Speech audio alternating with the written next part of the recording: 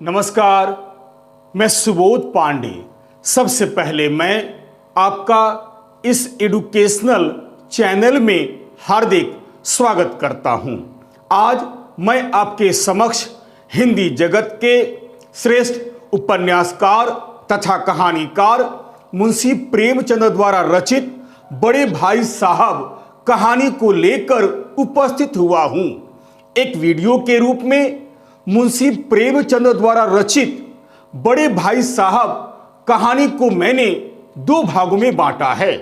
प्रथम भाग में यानी पार्ट 1 में मैंने केवल हिंदी जगत के श्रेष्ठ उपन्यासकार तथा कहानीकार मुंशी प्रेमचंद द्वारा रचित बड़े भाई साहब कहानी का सार या सारांश या कथानक या कथा वस्तु को प्रस्तुत किया है, जबकि दूसरे भाग में यानी पार्ट 2 में यानी इस वीडियो में मैं केवल हिंदी जगत के श्रेष्ठ उपन्यासकार तथा कहानीकार मुंशी प्रेमचंद द्वारा रचित बड़े भाई साहब कहानी का उद्देश्य और नामकरण या शीर्षक की सार्थकता पर अपने विचारों को आपके समक्ष व्यक्त करना चाहता हूं।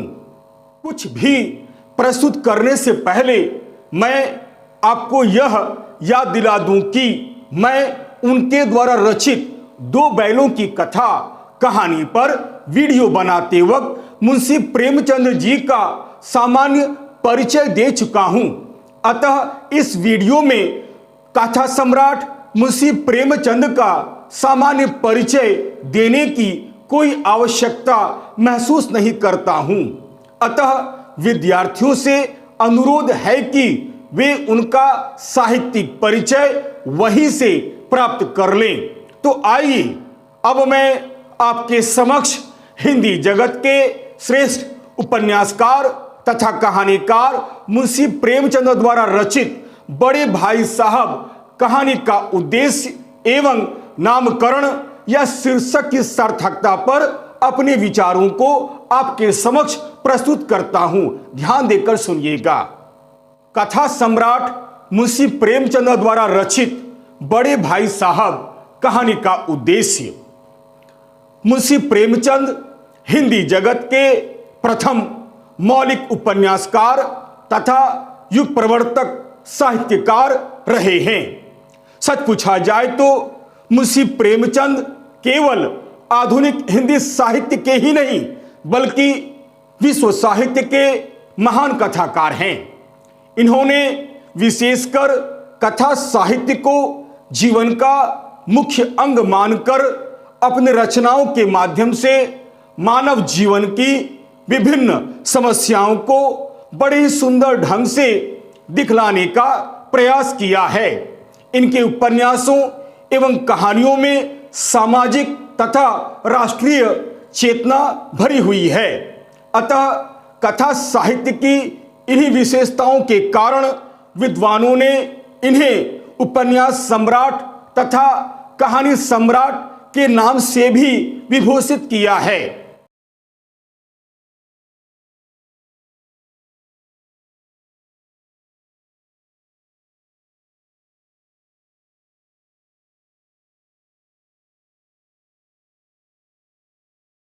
बड़े भाई साहब इनकी एक श्रेष्ठ, सुंदर एवं बहुचर्चित कहानी है।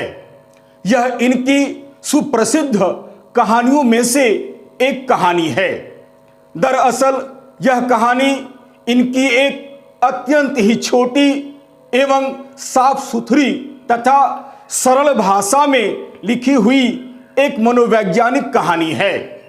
सच पूछा जाए तो यह इनकी बाल मनोविज्ञान पर आधारित एक बड़ी ही सुंदर कहानी है।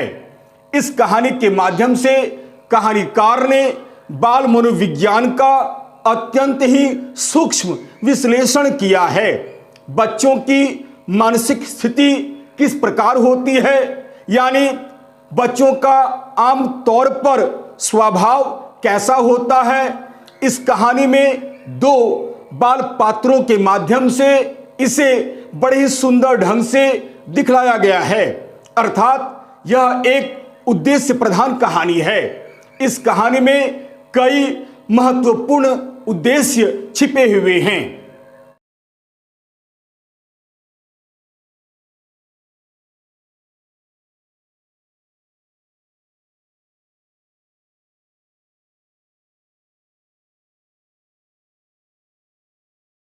बड़े भाई साहब एक उद्देश्य प्रधान कहानी है। इस कहानी के माध्यम से मुंशी प्रेमचंद जी ने बाल मनोविज्ञान का विश्लेषण बड़े ही सुंदर ढंग से किया है। इस कहानी के माध्यम से कहानीकार ने हमें यह संदेश दिया है कि बच्चों के अंदर एक प्रकार का बचपना होना एक स्वाभाविक गुण होता है। यदि वे बड़ों की तरह उपदेश दे या बातें करे या डांटे फटकारे तो यह उनकी स्वाभाविक उम्र के विरुद्ध आचरण होता है, क्योंकि बाल मन की इच्छाएं उनके अंदर विद्यमान रहती है। मन मारकर अच्छा बनने की कोशिश करना स्वाभाविक जीवन में एक प्रकार की गतिरोध पैदा करना है। इसलिए इस कहानी में बड़े भाई साहब छोटे भाई के मार्गदर्शन के चक्कर में पड़कर अपना स्वाभाविक विकास नहीं कर पाते हैं।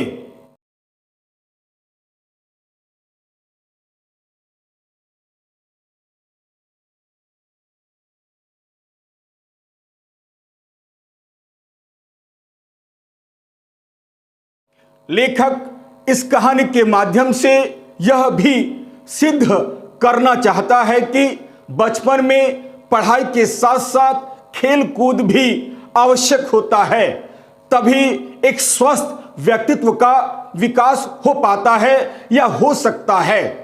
अपनी इच्छा को दबाना स्वास्थ्य के लिए कभी भी अच्छा नहीं होता है, अर्थात इच्छाओं को दबाना एक प्रकार से कुंठा पैदा करना है।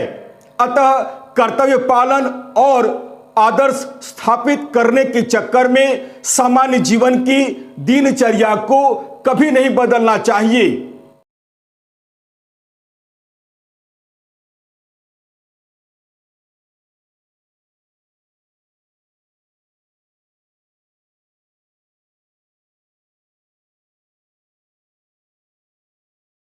लेखक ने आगे चलकर इस कहानी के माध्यम से आधुनिक शिक्षा प्रणाली के उन दोषों का भी वर्णन किया है जो बच्चों को किताबी कीड़ा बनाते हैं और जीवन के व्यवहारिक ज्ञान को अलग रखते हैं। बड़े भाई साहब का उदाहरण देकर कहानीकार ने इस कहानी में यह बतलाने का प्रयास किया है कि बड़े भाई साहब तोता रटंत विद्या के कारण अपनी बुद्धि का विकास ठीक से नहीं कर पाते हैं। एक अच्छी शिक्षा पद्धति में पढ़ाई के साथ साथ खेलों का भी महत्व होता है, यह होना चाहिए। कहा भी जाता है स्वास्थ्य ही धन है, हेल्थ इज वेल्थ। स्वस्थ शरीर में ही स्वस्थ मस्तिष्क का वास होता है। अतः बुद्धि के साथ साथ व्यक्तित्व का विकास होना आवश्यक है। इस तरह हम देखते हैं कि बड़े भाई साहब कहानी में कथा सम्राट मुंशी प्रेमचंद जी ने उपर्युक्त महत्वपूर्ण संदेश दिए हैं। अतः यह कहानी मुंशी प्रेमचंद जी की एक बाल मनोविज्ञान पर आधारित एक बड़ी ही सुंदर एवं सफल कहानी है।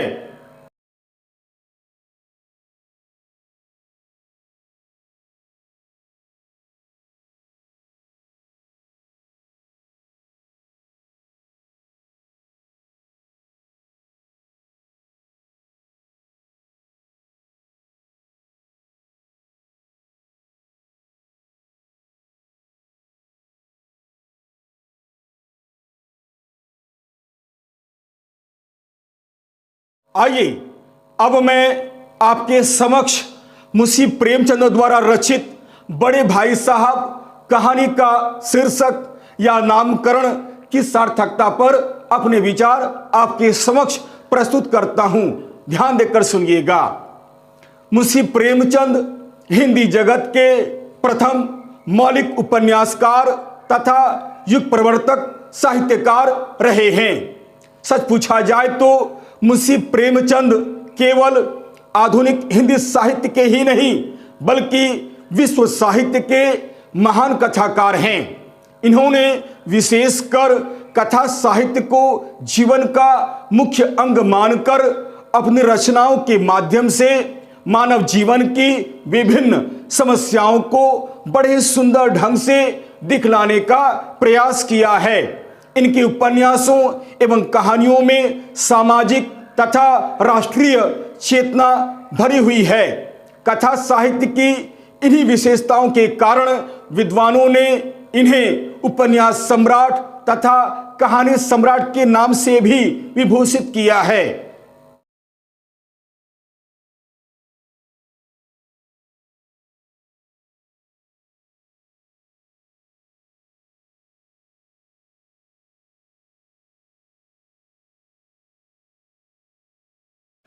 बड़े भाई साहब इनकी एक श्रेष्ठ, सुंदर एवं बहुचर्चित कहानी है। यह कहानी इनकी सुप्रसिद्ध कहानियों में से एक कहानी है। यह कहानी इनकी एक अत्यंत ही छोटी और साफ सुथरी तथा सरल भाषा में लिखी हुई मनोवैज्ञानिक कहानी है। सच पूछा जाए तो यह इनकी बाल मनोविज्ञान पर आधारित एक बड़ी ही सुंदर कहानी है। बच्चों की मानसिक स्थिति किस प्रकार होती है, यानी बच्चों का आम तौर पर स्वभाव कैसा होता है, इस कहानी में दो बाल पात्रों के माध्यम से इसे बड़े सुंदर ढंग से दिखलाने का प्रयास किया गया है।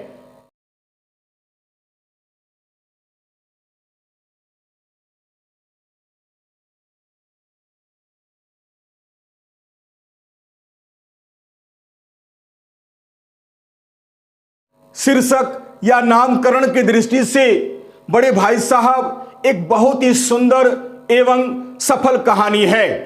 प्रस्तुत कहानी का शीर्षक बड़े भाई साहब प्रत्येक दृष्टि से उचित एवं सार्थक प्रतीत होता है, कारण बड़े भाई साहब ही इस कहानी के प्रमुख पात्र हैं और शुरू से लेकर अंत तक छाए हुए रहते हैं।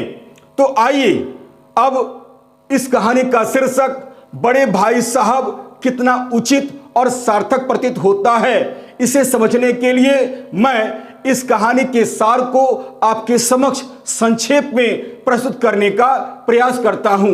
ध्यान देकर सुनिएगा।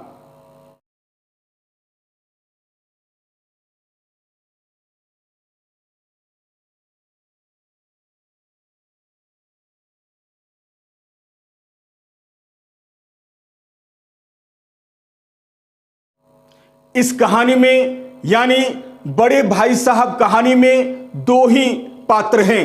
एक स्वयं कथानायक है यानी स्वयं लेखक हैं और दूसरा उनके बड़े भाई साहब हैं। यह कहानी अतः दो भाइयों की कहानी है। दोनों भाई छात्रावास में रहकर अपनी पढ़ाई करते हैं। बड़े भाई साहब कथानायक यानी लेखक से 5 साल बड़े थे। उनकी अवस्था 14 वर्ष थी। वे 9वीं कक्षा में पढ़ते थे, लेकिन 3 ही कक्षा आगे थे, कारण बड़े भाई साहब 2 साल फेल हो चुके थे। छोटे भाई की अवस्था 9 वर्ष की थी। बड़े भाई साहब का यह मानना था कि यदि हम घर को मजबूत बनाना चाहते हैं तो उसकी नींव का मजबूत होना अत्यंत आवश्यक है। इसलिए वे 1 साल का काम 2 साल में करते थे।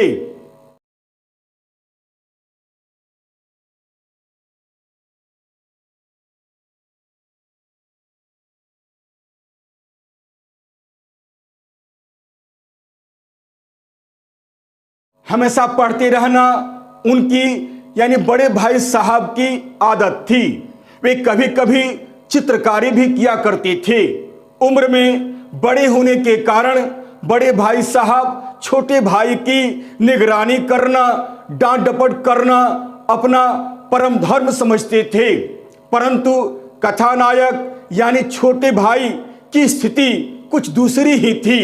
उसका मन पढ़ाई लिखाई में बिल्कुल नहीं लगता था, बल्कि खेल कूद में कुछ ज़्यादा ही लगता था। यही नहीं, लेखक का मन खेल कूद के अतिरिक्त सैर सपाटे, गप्पेबाजी, पतंगबाजी तथा मटर गश्ती में खूब लगता था। मौका मिलते ही लेखक छात्रावास से बाहर निकल जाता था और खेल कूद में व्यस्त हो जाता था।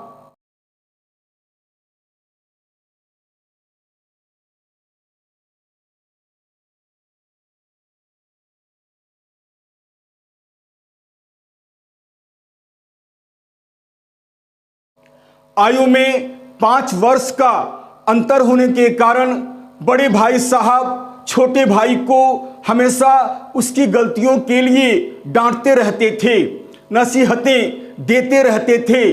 परंतु शिष्टता के नाते छोटे भाई को बड़े भाई साहब की डांट सुननी पड़ती थी। कथानायक जब भी अपने कमरे में प्रवेश करता, उनका पहला प्रश्न होता, कहाँ थे? यही नहीं, जब भी समय मिलता छोटे भाई को अंग्रेजी पढ़ने के ढंग और उसका महत्व समझाते तथा अपना उदाहरण देते हुए कहते कि मुझे देखो, मैं कितनी मेहनत करता हूँ, क्रिकेट और हॉकी का मैच भी नहीं देखता हूँ, एक एक कक्षा में 2-2, 3-3 साल लगाता हूँ, फिर भी अच्छे नंबरों से पास नहीं हो पाता हूँ, जबकि तुम तनिक भी नहीं पढ़ते हो। फिर तुम ऐसी स्थिति में कैसे उम्मीद करते हो कि तुम अच्छे नंबरों से पास कर जाओगे? यदि पढ़ने लिखने में मन नहीं लगता है तो घर चले जाओ। दादा की मेहनत की कमाई इस प्रकार कम से कम बर्बाद तो न किया करो।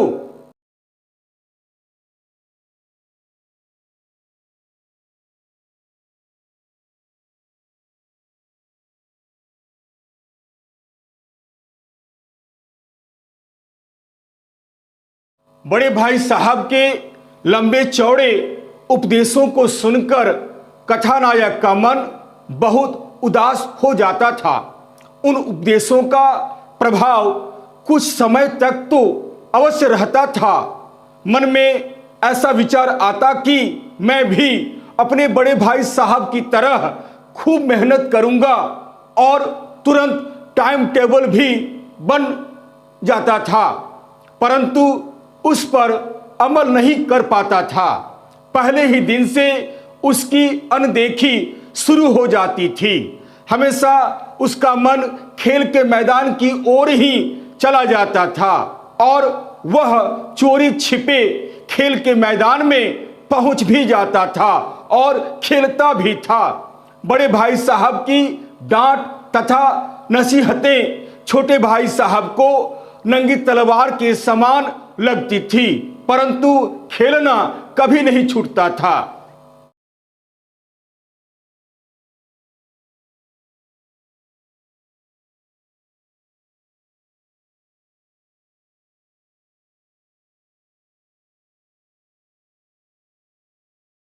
जो भी हो, वर्ष का अंतिम महीना आया, परीक्षा हुई।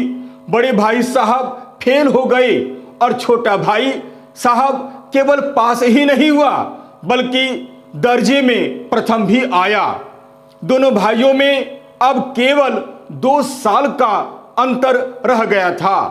बड़े भाई साहब को कभी कभी पूछने का मन होता था कि पूछूं कि आखिर आपकी घोर तपस्या कहाँ गई, परंतु उनकी उदासी को देखकर पूछने का साहस नहीं होता था और केवल सहानुभूति प्रकट होकर रह जाती। कक्षा में प्रथम आने के कारण छोटे भाई यानी कथानायक को थोड़ा सा अभिमान भी हो गया था, इसलिए वह खेल कूद में खुलकर अब भाग लेने लगा था। एक दिन सारा समय खेल में बिताकर भोजन के समय छोटा भाई घर लौटा तो बड़े भाई साहब बहुत बिगड़े तथा कई उदाहरण दिए कि घमंड तो बड़े बड़ों के छूट जाते हैं। रावण के पतन का कारण केवल घमंड नहीं था, बस यही समझ लो अंधे के हाथ बटेर लग गया है, परंतु बार बार यह बटेर हाथ में नहीं लगेगी।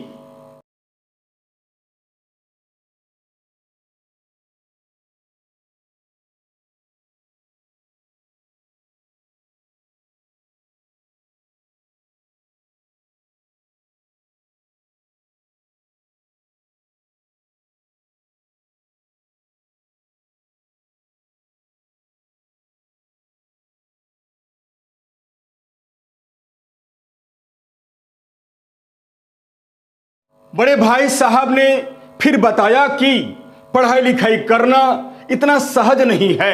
ज्योमेट्री, इंग्लैंड का इतिहास बहुत ही पेचीदा विषय है। फिर शिक्षा व्यवस्था की आलोचना करते हुए कहते हैं कि जरा भी गलत लिखा तो सब चौपट। फिर अपने अनुभव का वास्ता देते हुए कहते हैं कि जो कहा जा रहा है उसे ठीक से समझ लो। फेल होने पर भी मैं तुम्हारा बड़ा भाई हूं। बड़ा भाई हमेशा बड़ा भाई ही होता है। छोटा भाई या कथानायक ने सोचा कि पास होने पर इतने लंबे चौड़े उपदेश, फेल होने पर मेरी क्या दुर्गति होती यह तो ईश्वर ही जाने। लाख समझाने के बावजूद लेखक यानी छोटा भाई उतना ही पढ़ पाता जितने से उसे कक्षा में अपमानित ना होना पड़े। लेखक चोरी छिपे खेलने अवश्य ही चला जाता।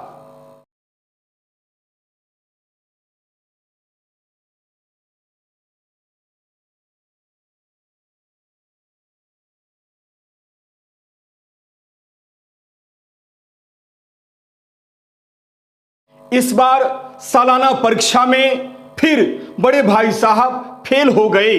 छोटा भाई अपनी कक्षा में प्रथम आया। लगातार मेहनत से बड़े भाई साहब का चेहरा कांतिहीन यानी आभाहीन हो गया था। वे रो पड़े। साथ ही बुरा विचार यह आया कि यदि एक साल और फेल हो गए तो दोनों भाई बराबर कक्षा में हो जाएंगे। लेखक को भी बहुत दुख हुआ। दोनों भाइयों की कक्षा में अब केवल एक साल का अंतर रह गया था। लेखक के मन में विचार आया कि कहीं बड़े भाई साहब एक साल और फेल हो गए तो फिर हम लोग दोनों ही एक ही दर्जे में पहुंच जाएंगे। फिर ये मेरी फजीहत कैसे करेंगे, यानी अब मुझे कुछ भी नहीं कह पाएंगे।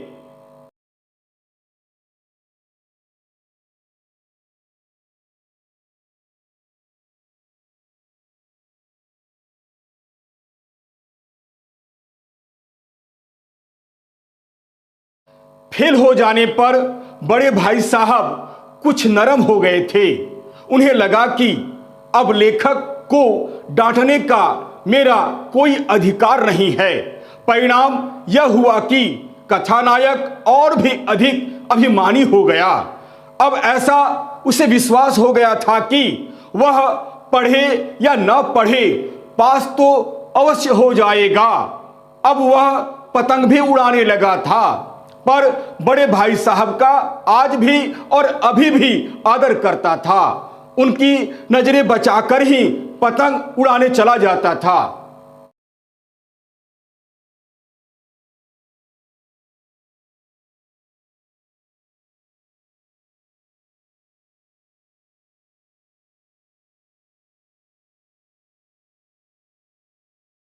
एक दिन की बात है, शाम के समय हॉस्टल से दूर पतंग लूटने के लिए बच्चों की झुंड के साथ छोटा भाई यानी कथानायक दौड़ रहा था।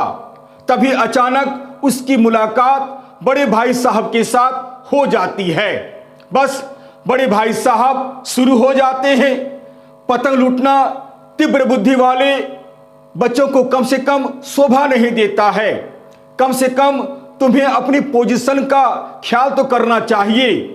8वीं पास करके लोग अच्छे अच्छे पदों पर काम करते हैं। अपनी उम्र तथा अनुभव को बतलाते हुए कहते हैं कि 5 साल का अंतर कोई अंतर नहीं मिटा सकता, चाहे कक्षा में आगे क्यों न निकल जाओ। तुम चाहे जितना ही क्यों न पढ़ लिख लो, मैं तुमसे बड़ा हूं और बड़ा ही रहूंगा। बड़ा भाई हमेशा बड़ा ही होता है। उम्र और अनुभव में मैं तुमसे सदा बड़ा ही रहूंगा। छोटे भाई की देखभाल करना बड़े भाई का कर्तव्य होता है और वे इसे अपना कर्तव्य समझते हैं। मैं तुम्हें किसी भी कीमत पर गलत राह जाने नहीं दूंगा। आवश्यकता पड़ने पर मैं तुम्हें थप्पड़ भी मारूंगा, चाहे तुम इसका कोई भी अर्थ लगा लो।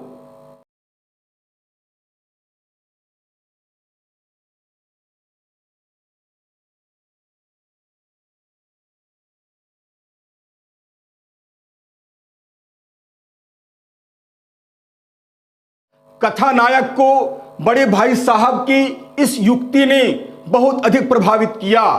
लेखक को ऐसा आभास हुआ कि बड़े भाई साहब बिल्कुल ठीक ही कह रहे हैं और केवल मेरी भलाई के लिए ही कह रहे हैं। अतः उसने सिर झुकाकर कहा कि आप बिल्कुल सही फरमाते हैं और आपको कहने का पूरा पूरा अधिकार है।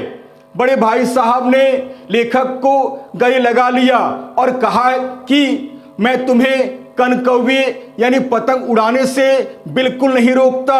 मेरा भी मन करता है या ललचाता है, पर मैं क्या करूं। मैं ऐसा करूंगा तो तुम्हें कैसे रोक सकूंगा।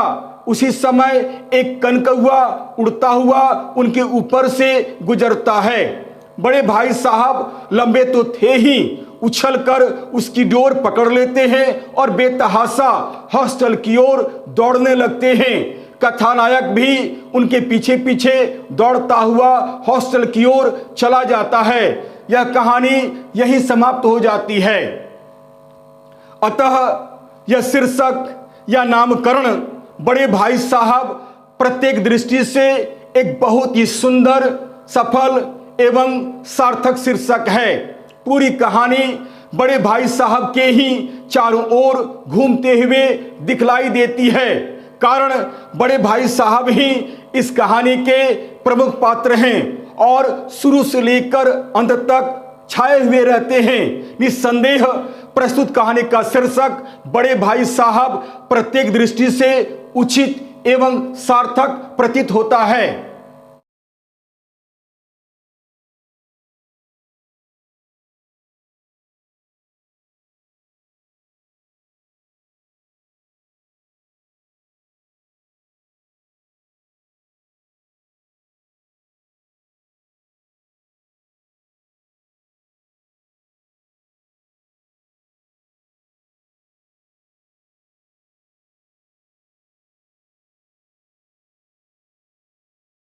यदि आपको यह वीडियो अच्छा लगता है तो इसे लाइक अवश्य करें, अपने सगे संबंधियों को भी अवश्य शेयर करें और हाँ, मेरे इस चैनल को सब्सक्राइब करना बिल्कुल नहीं भूलें। याद रखिएगा, मेरा यह चैनल एक एजुकेशनल चैनल है। मैंने इस चैनल का निर्माण विद्यार्थियों के हित को ध्यान में रखकर ही बनाया है। अतः लाइक, शेयर और सब्सक्राइब करना बिल्कुल ही भूलें। और हाँ, यदि मेरे इस वीडियो में अगर आपको कहीं भी किसी प्रकार की कोई त्रुटि या कोई कमी नजर आती है तो सप्रमाण कमेंट्स अवश्य करें, ताकि मैं अगले वीडियो में उन गलतियों का, उन त्रुटियों का सुधार कर सकूं और आपके समक्ष एक बहुत ही बेहतर, बहुत ही उपयोगी वीडियो बनाकर प्रस्तुत कर सकूं, ताकि आप अधिक से अधिक इसका लाभ उठा सकें। तब तक के लिए नमस्कार, धन्यवाद।